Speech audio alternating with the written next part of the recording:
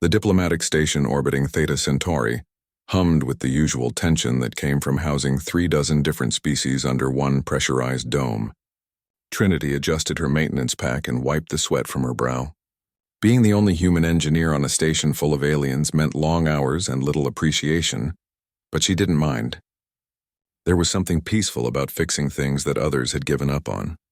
She rounded the corner near the Kryn quarters, their section marked by deep claw marks on the walls, territorial decorations she'd learned. The Kryn were apex predators from a death world where everything had teeth, claws, and an appetite for violence. Their diplomats barely tolerated the soft species aboard the station, and their young were considered especially dangerous. That's when Trinity noticed him. A Kryn cub, no more than 3 cycles old by her estimate, sat huddled in a maintenance alcove. His rust-colored fur was matted, and his 6 amber eyes darted nervously around the corridor. In his clawed hands he clutched something, a small mechanical creature, some kind of toy. One of its legs hung at an odd angle and its optical sensor was dark. The cub saw Trinity and immediately shrank back, hiding the broken toy behind his back. His ears flattened against his skull and a low warning growl rumbled from his throat. She'd seen enough Kryn behavior to know what that meant. Stay away. Trinity held up her hands and took a step back. Easy there, little guy. I'm not going to hurt you. The cub's growl intensified. His species didn't understand most human languages, but tone was universal. She kept her voice soft and non-threatening as she slowly sat down against the opposite wall, giving him space. For several minutes, they stayed like that, the predator cub watching her with suspicious eyes, Trinity pretending to check her datapad. She'd learned patience in her years working with alien species. Trust wasn't given. It was earned millimeter by millimeter. Eventually, curiosity overcame caution.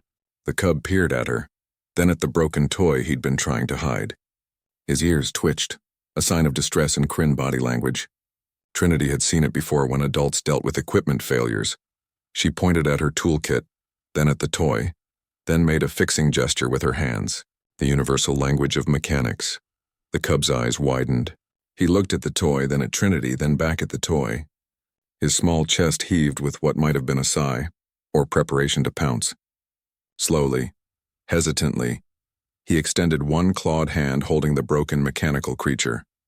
Trinity smiled gently and reached out, careful to move slowly. The toy was warm from the cub's body heat and surprisingly intricate. She recognized the craftsmanship. Kryn engineering was brutal but efficient. The toy was designed to move, hunt, and interact. A training tool for young predators. Let's see what we can do, she murmured. She pulled out her micro-welder and diagnostic scanner. The cub watched with intense focus as she examined the toy. The leg's servo had been crushed, probably from over-enthusiastic play, and the optical sensor had a severed connection. Simple fixes, but not for small claws designed for ripping, not repairing. Trinity worked quietly, narrating her actions in soft tones. See, this little wire here got disconnected, and this servo just needs to be realigned. She didn't expect the cub to understand her words, but her tone seemed to calm him. 15 minutes later, she reconnected the final circuit. The toy's optical sensor glowed to life, and its legs began to move in the hunting pattern it was programmed for. The mechanical creature scurried across her palm, fully functional. The cub's reaction was immediate. All 6 eyes went wide, his ears perked straight up, and he made a sound Trinity had never heard before, something between a purr and a chirp. Pure joy, she handed the toy back carefully. The cub snatched it up, then did something that made Trinity's heart skip. He touched his forehead to the back of her hand. A Kryn gesture of deep respect, usually reserved for pack leaders and family. Before she could react, heavy footsteps echoed down the corridor. A full-grown Kryn warrior rounded the corner, the cub's parent, Trinity guessed.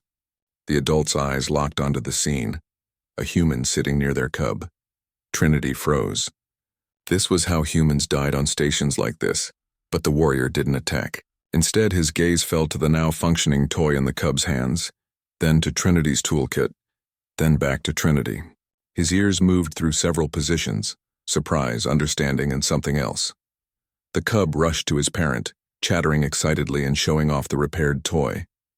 The warrior listened, then looked at Trinity with an expression she couldn't quite read. He spoke in his own language, the words harsh and guttural, but his tone carried unmistakable meaning. Then he placed one massive clawed hand over his chest and bowed his head slightly. Trinity returned the gesture, her heart still racing. 3 days later, Morpheus found Trinity in the station's observation deck, staring out at the stars. The station's administrator had questions about the unusual incident with the Kryn. "You could have walked past," Morpheus said, settling into the seat beside her. "The Kryn keep to themselves. No one would have expected you to help," Trinity shrugged. "The kid's toy was broken. I could fix it." "Seems simple enough." "Simple," Morpheus repeated with a slight smile.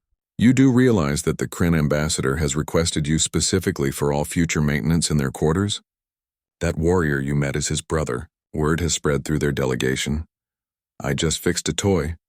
"No," Morpheus said, his voice serious now.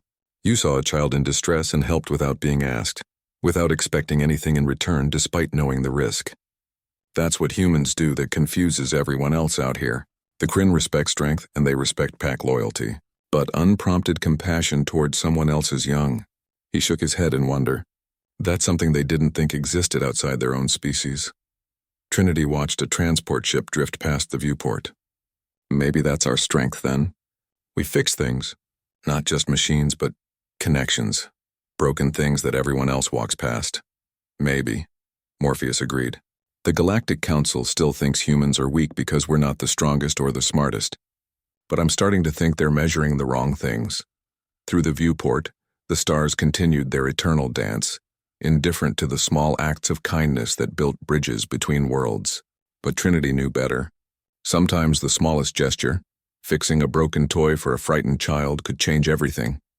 In the distance, the Kryn quarters glowed with warm light, and somewhere inside, a cub played with his repaired companion, while his father told stories of the strange human who helped without being asked, and the galaxy became just a little bit smaller, a little bit kinder, one fixed toy at a time. The end.